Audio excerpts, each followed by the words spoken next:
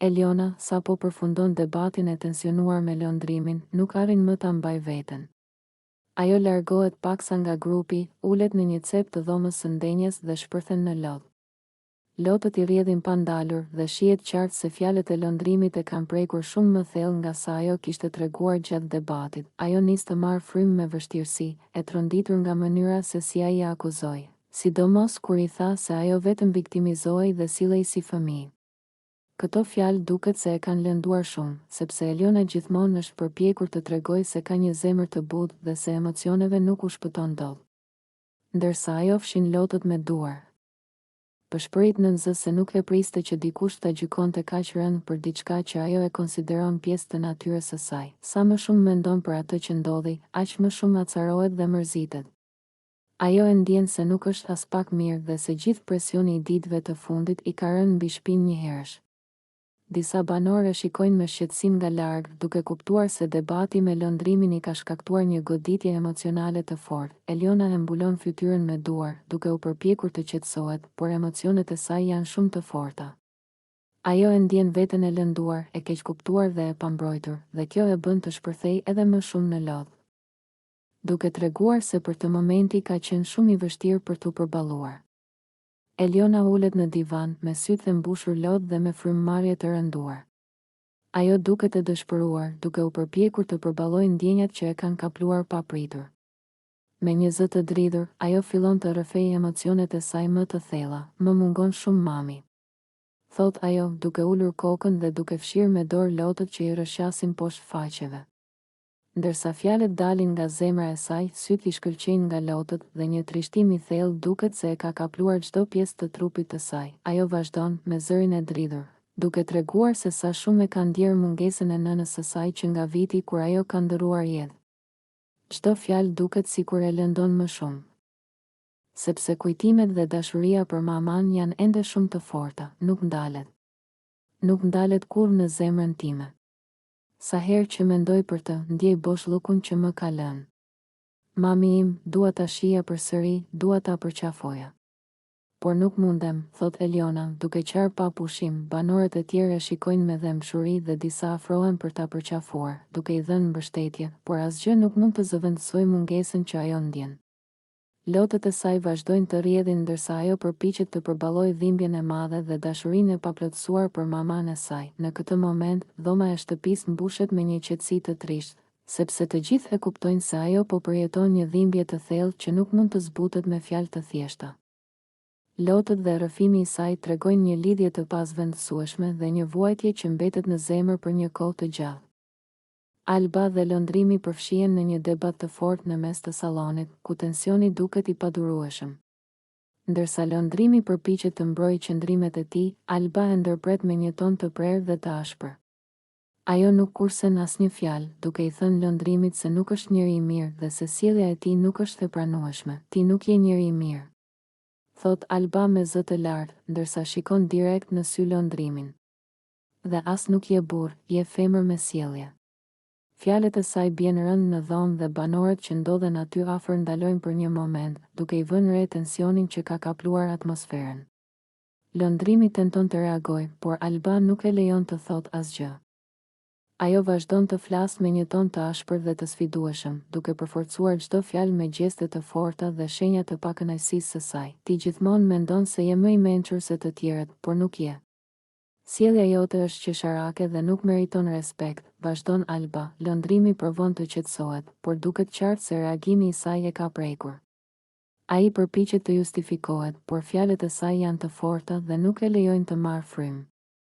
Ndërkohë, banorët e tjerë shikojnë me shqetësim dhe disa përpiqen të ndërhyjnë për të ulur tensionin, por Alba nuk ndalet. Debati vazhdon disa minuta, ku Alba I jep një mësim të qartë Londrimit, duke e bërë të kuptojë se nuk do të tolerojë sjellje që nuk e respektojnë dhe që e ofendojnë. Atmosfera në shtëpi mbetet e tensionuar dhe është e qartë se ky moment do të mbetet gjatë në mendjen e të gjithëve. Londrimi dhe Alba përfshihen sërish në një debat të nxehtë në mes të sallonit, një prej atyre momenteve kur tensioni duket sikur mund të ndizet me një fjalë të vetme. Londrimi, me stilin e tij të zakonshëm provokues, fillon t'i kundërpërgjigjet Albës në mënyrë të tillë që duket qartë se ka për qëllim të acarojë edhe më shumë. Ai I hedh komente të vogla, nënqeshje të hapura dhe batuta që e bëjnë të duket sikur po e tall hapur, ndërsa Alba përpiqet t'i përgjigjet me qetësi. Lëndrimi vazhdon duke e ngacmuar, duke I thënë gjëra që e shtyn atë ta humbas durimin. Ai shtrihet në karrige me një qëndrim sikur nuk I intereson fare situata, duke I dhënë ndjesin Albës se ai po e merr gjithë debatin si lojë. Alba mundohet të anashkaloj, por ai sërish vazhdon të bëjë komente të vogla me të cilat e prek nervin e saj. Sa më shumë ai flet, aq më shumë duket se po e bën me qëllim, sepse çdo fjalë e tij shoqërohet me një buzëqeshje të lehtë ironike. Në një moment Alba I thot që të mos tallet me të dhe t'i lër hapësirë, por lëndrimi, në vend që të tërhiqet, I përgjigjet me një tjetër batutë që e ngre edhe më shumë tensionin. Nga mënyra si reagon Alba, kuptohet qartë se ajo po acarohet për shkak të mënyrës së sjelljes së lëndrimit. Banorët e tjerë shohin nga larg se si situata po përshkallëzohet. Sepse lëndrimi vazhdon t'i flas me një ton që nuk e lë të qetë, duke e bezdisur qëllimisht dhe duke mos e lënë të marrë fryme të qetësohet. Në fund mbetet gjithë ideja se lëndrimi po e bën enkas për ta nxjerrë Albën nga vetja, sepse ai nuk ndalet së talluri dhe duket sikur po e shijon reagimin e saj. Alba, nga ana tjetër, mundohet të mbaj veten, por është e qartë se ai e ka çuar në limitet e durimit të saj. Benita ulet në divanin e sallonit me një frymëmarrje të thellë, si dikush që më në fund ka vendosur të hapë zemrën. Banorët e tjerë e shohin se ajo është më e heshtur se zakonisht, dhe pikërisht atëherë ajo fillon të rrëfej historinë e saj personale. Me një zë të qetë, por me nota trishtimi, Benita tregon se përgjatë viteve ka pasur shumë lidhje, marrëdhënie të cilave u është futur me seriozitet dhe besim. Ajo thot se gjithmonë ka dhënë shumë nga vetja, ka qenë e sinqertë, e përkushtuar dhe ka shpresuar që më në fund do gjente dikë që do ta vlerësonte për atë që është. Por çdo herë, sipas saj, gjërat kanë përfunduar njësoj. Ajo rrëfen se në shumicën e lidhjeve ka përjetuar zhgënjime, sepse partnerët e saj e kanë tradhtuar, nuk e kanë respektuar dhe nuk e kanë dashur me të njëjtën forcë si ajo. Ndërsa tregon këtë, Benita prek me dorë krahun e divanit, si për t'u mbajtur emocionalisht, dhe sqaron se ajo nuk e kupton se pse njerëzit që ka dashur e kanë lënduar pa arsye. Ajo pranon se shpesh është fajsuar vetë, ka menduar se ndoshta nuk ka qenë mjaft e mirë, ose nuk ka ditur të zgjedhë njerëzit e duhur. Banorët e dëgjojnë me vëmendje ndërsa ajo vazhdon, ndonjëherë mendoj se ndoshta nuk kam më këtë besoj. Se nuk e di nëse ekziston dikush që do më doj sinqerisht. Të gjithë më kanë zhgënjur. Sinqerisht, nuk e di as nëse do kem dikë me të cilin mund të martohem ndonjëherë. Ajo e thot këtë me një buzëqeshje të zbehtë, të hidhur, si dikush që përpiqet të duket I fortë, edhe pse brenda ndjen një boshllëk të madh. Disa banor I afrohen, duke I treguar mbështetje dhe duke I thënë se nuk duhet të dorëzohet, se jo të gjithë njerëzit janë njësoj.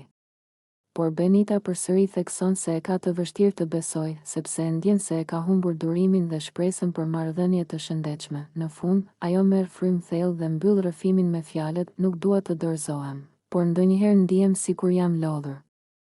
Thjesht se di më çfarë të pres nga e ardhmja."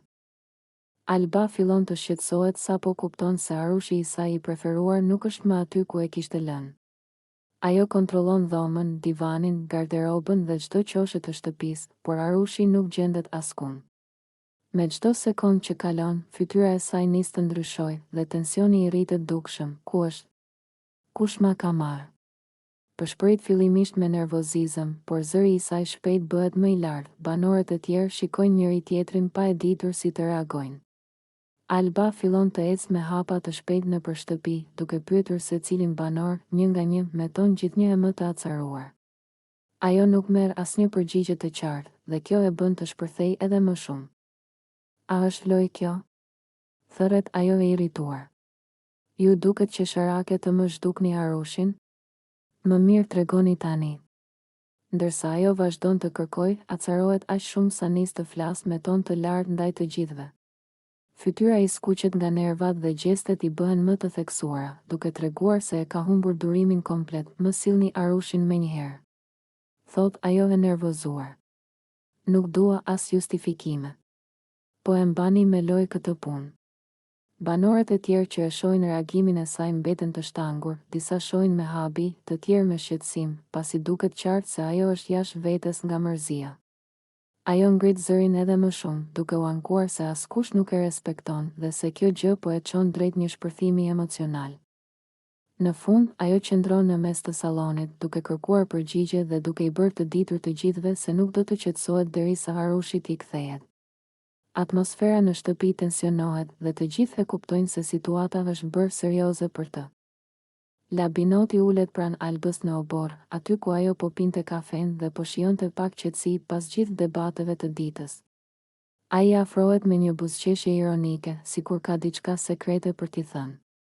Alba e vëren menjëherë energjinë e tij dhe qesh lehtë, duke pritur që ai të fillojë bisedën. Alba, thot Labinoti me ton serioz, por me një nënqeshje të fshehur, shikoje mirë këtë shtëpi. Për 3 javë, unë do ta eliminoj Edin. Do ta shohësh vetë. Alba nuk e mban dot veten dhe shpërthen në të qeshura, duke e parë drejt në sy si për t'u siguruar që ai e ka seriozisht, apo flet me mend? I thot ajo me shaka. Ti? Me plan kundër Edit? Hajde. Tregom si e paske menduar këtë. Labinoti ngre vetullat, i bindur në fjalët e veta. Po, moj, po, vazhdon ai. Do t'i vendos gjithë banorët kundër ti. Do i tregoj të gjithëve se ai nuk është aq i fortë sa duken. 3 javë. Dhe ai del, Alba vazhdon të qesh edhe më fort, tashmë e intriguar dhe e habitur nga besimi që ai ka te vetja. O Labi, ti je i çmendur, i thot duke tundur kokën. S'di nëse e besoj, por më pëlqen si flet me aq siguri. Se dia do ja dalësh, por shqyqyr që na bën me qesh. Labinoti e merr me sportivitet, por vazhdon kokfortësinë e tij, shikoje dhe mbaje mend çfarë të thash. Unë jam serioz. Brenda 3 javëve, Edi do jetë jashtë. S'ka shans të rri i gjallë. Alba pushon së qeshuri për një moment, e sheh me një buzëqeshje të gjerë dhe i thot, po mirë, shoku, suksese. Nëse ja del, unë po të jap çmimin e lojtarit të vitit. Ata të dy vazhdojnë bisedën mes të qeshurave dhe për një moment tensionet e shtëpisë duken larg, ndërsa Labinoti vazhdon planet e tij dhe Alba e shijon situatën me humor.